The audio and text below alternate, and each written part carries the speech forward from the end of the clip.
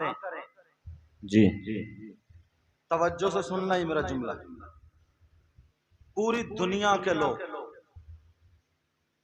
अगर आका का जिक्र ना करें तो ऐसा नहीं है कि आका की शान में कोई कमी आ जाएगी माज़अल्लाह।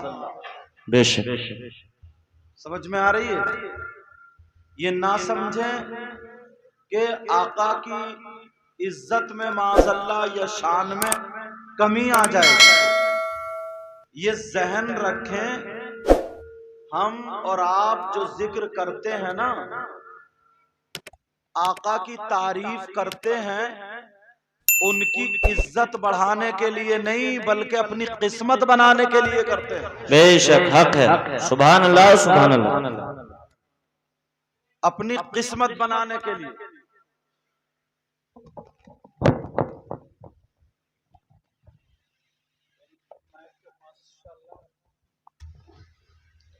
सरिया भी बहुत लंबा है। अब अगर जो बोला तो देख रहे हो ये सरिया, आप मत डरो, आपको तो सुभान अल्लाह कहना ही है। कहीं सोचो यार हम अगर बोल गए तो एक हमारे भी पड़ेगा। सच्ची बात है, मैं मदरसे में पढ़ाता था बदरुल उलूम जसपुर में, तो सुबह को उठाने की बारी मेरी थी। कुछ मेहमान आ गए थे कश्मीर के, वो भी उधर कोने वाले कमरे में सो रहे। अब मैं समझा कि ये बच्चे नमाज के लिए थोड़ा इगड़ दिगड़ कर रहे हैं, इतना मोटा डंडा लेके। तो एक बुढ़न वो चादर ओढ़े ना ऐसे ऐसे कर रहे थे, मतलब चादर। अब मैंने दिया घुमा के कमर में, सीधे खड़े हो गए, मस्जिद में जाकर रुके वो। तो हमारे यहाँ मदरसे में मेहमानों की भी खबर ले ली जाती है। तो बात ये चल रही थी, सुनो।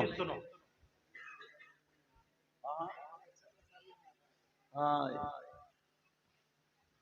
हम जो रसूलुल्लाह का जिक्र करते हैं, रसूलुल्लाह की शान बढ़ाने के लिए नहीं, अपनी पहचान बनाने के लिए। बेशक। और सुनो, कुछ लोगों का जहन होता है, अब यहां पर जलसा हुआ, प्रोग्राम हुआ, ईमानदारी से बताइयो, सीने पे हाथ रख के बताइयो, अगर किसी की बेटी की शादी होती या बेटे की शादी होती तब भी उसमें गाली गलौज शुरू होती। जो तुमने नबी के नाम पे ये जलसा करके रोडों पे तुम गालियां बकते फिर रहे हो और लड़ाई झगड़े तुम कर रहे हो, तुम्हें ये मालूम नहीं है आने वाला कौन कौन कैसा है, क्या है। बजाय तुम दुआएं लेने के बद्दुआएं लेने का काम कर रहे हो। ये पता नहीं है कि जब बादब बानसीब बेअदब बेनसीब, जब अल्लाह और रसूल का जिक्र करने से सब कुछ मिल सकता है तो उसमें खलफशार और शैतानियत डालने से सब कुछ जा भी सकता है। बेशक हक है। बड़े बड़े धन्ना सेठ, बड़े बड़े मालदार, बड़े बड़े नाक वाले, बड़े बड़े पैसे, सब जमीन के नीचे घुस गए। बड़े बड़े पूरी दुनिया पे हुकूमत करने वाले, पूरी दुनिया पे हुकूमत। एक शख्स ऐसा था, मैं अपनी बात बताता नहीं हूं, लेकिन जब बात नूरुद्दीन मंजर साहब ये साथ में रहते हैं और भी उलमा है, पूछ लो। एक शख्स का काम ये था, जब भी जलसा होता था मीलाद शरीफ हो, वो टांगे अड़ाना शुरू करता था, जलसे को बिगाड़ने की कोशिश करता था। इमाम हुसैन पाक मुझे बुला लिया, मैं चला गया, बस कोनी मार रहा, यूं कर रहा, दिल से निकल गई। क्या हुआ, 3 दिन नहीं गुजरे लकवा गिर गया, लकवा हो गया टेढ़ा। अल्लाह। बरेली में एक गांव है, उस गांव का नाम नहीं ले रहा हूं क्योंकि चैनल पे आ जाता, ये वहां की बात। अभी ज्यादा दिन नहीं है, तीसरा या चौथा साल है। रसूलुल्लाह की महफिल में अपनी धन्ना सेठी या अपनी दादागिरी, आका की महफिल में या अपनी तुर्रमगिरी अगर दिखाना तो अपने घर दिखाओ, अल्लाह और रसूल के वास्ते, रसूल पाक सल्लल्लाहु अलैहि वसल्लम की पैदाइश के मौके पर और जिक्र रसूल, जिक्र खुदा के मौके पर ऐसे बनो कि हम सब आका के गुलाम हैं। बेशक। एक आले रसूल सैयदजादे। अब जरा मुझे नोट कम दो और तवज्जो से सुन लो। बाद में जब मैं जाऊं तो मुसाफा कर लियो, और अगर मौका ना मिले तो मस्जिद की गुल्लक में डाल दियो, वरना बैठ जाओ। अब सुन लो, कुछ बातें ऐसी होती हैं जो दिल को बुरी लगती हैं। अरे यार, हमारे नाना का जलसा हो रहा है यार, हम सबके आका का जल, तुम रोडों पे गालियां वगैरह देख ही नहीं रहो, कौन आ रहा कौन जा रहा। तुम इतने बड़े धन्ना, अगर उठा के किसी आलिम ने, किसी ने दुआ कर दी, कहां जाओगे तुम?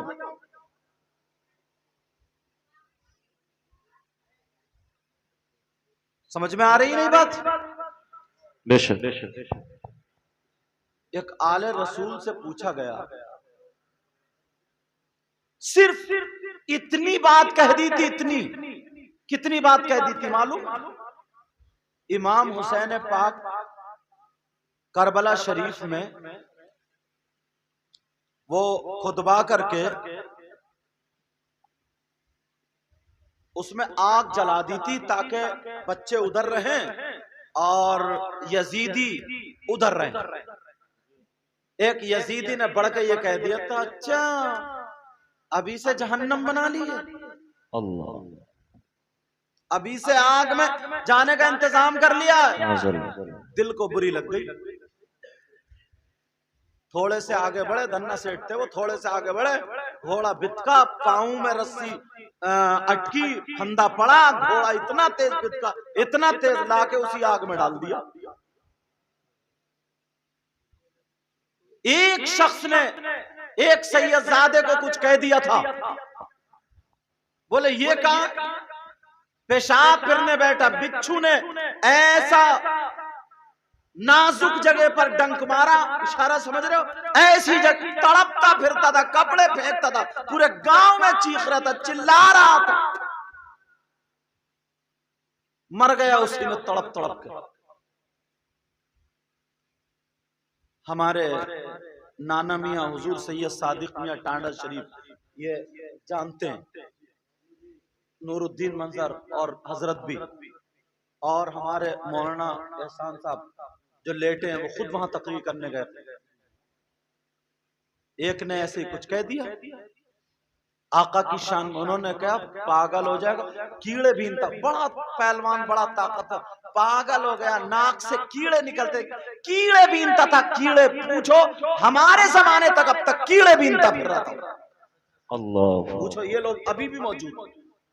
तुम यार आका की महफिल में ये बदतमीजी शुरू कर दी है तुमने। तुम्हें किसने हक दे दिया कि नबी की महफिल सजाओ और रोडों पे गाली दो? अगर सजाना, अपनी अम्मा के तीजे में गाली बको, अब्बा के तीजे में गाली बको। क्या कहने हैं हजरत, बहुत अच्छी बात, अच्छी इस्लाह है। आका की शान। मुझे जल्दी से साफा बांध के कपड़े पहन आना पड़ा, फिर भी नहीं देख रहा कौन आ रहा कौन नहीं आ रहा, झगड़ा मिटाने के लिए। जरा सोचने की बात है, गौर करने की बात है। एक सैयदजादे को इल्जाम लग गया था, जेल में चले गए, वहां पे कह दिया, कह सैयद नाना मियां ने कह दिया पेट में दर्द होगा मर जा, उसी वक्त पेट में दर्द हुआ और मर गया। पूछो ना, ये लोग, ये वो चीजें हैं जो आंखों देखी बातें हैं।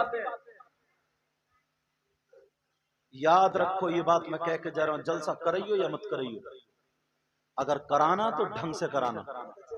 बहुत अच्छी बात है, बेशक। बजाय तुम सवाब लेने के ऐसा ना हो कि कहीं किसी चीज में गिरफ्तार हो जाओ, कहीं ऐसा ना हो कि बजाय कामयाब होने के नस्लें आबाद होने के बजाय बर्बाद हो जाए। बहरहाल मैं बद्दुआएं तो नहीं दे सकता हूं, मगर कभी कभी ना यार दिल रो जाता है यार, कभी कभी दिल रो जाता है। पूरे हिंदुस्तान में सब लोग आप जानते तकरीरें करता हूं, मगर कभी कभी ना दिल रो जाता है यार। बद्दुआएं तो नहीं कर सकता, मगर यार कौन सा दिन होगा जो हम सुधरेंगे? कौन सा वक्त आएगा? कुछ गलतियां ऐसी होती हैं जो खुद गलती कर ली अल्लाह माफ कर देता। कुछ गलतियां ऐसी होती हैं कि दूसरों का दिल दुखता है, उस पे अल्लाह माफ नहीं करता जब तक कि वो माफ ना कर दे जिसका के दिल दुखा। गलती गलती में फर्क होता है। हर जगह एक ही डंडे से नहीं हाँका जाता है। बेशक किसी के दिल को तकलीफ मत पहुंचाया कर। और फिर आका की महफिल, अरे यार क्या शान। आले रसूल सैयद ज़ादे जिनका नाम सैयद अहमद कबीर रिफाई अबुल उलाई सिलसिले के बुजुर्ग। एक तो आले रसूल थे, नमाजी थे, मुत्तकी परहेजगार बहुत ज्यादा।